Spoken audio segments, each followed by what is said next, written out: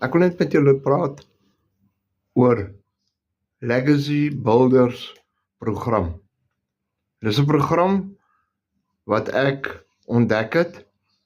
Ek het ook seker maklik 2-3 maande eers mooi alles uitgekyk en dit, want ek weet, daar's baie scams hier buite in Suid-Afrika. Mense wat, ek is al gescam uit geld uit, en op ons ouderdom werk ons hard gewerk vir ons geld, ons het by mekaar gemaak, maar daar's nie genoeg nie.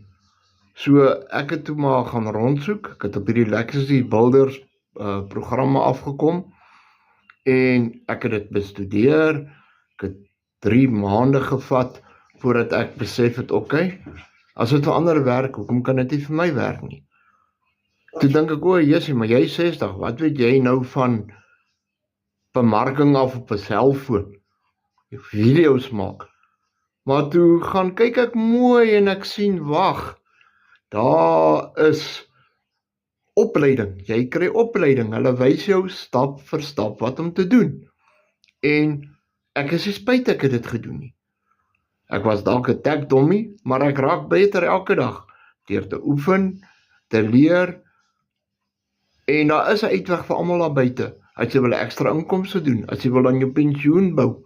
So as jy enigiets meer wil weet, los net uitvind in die comments, en ek kom terug na jou toe.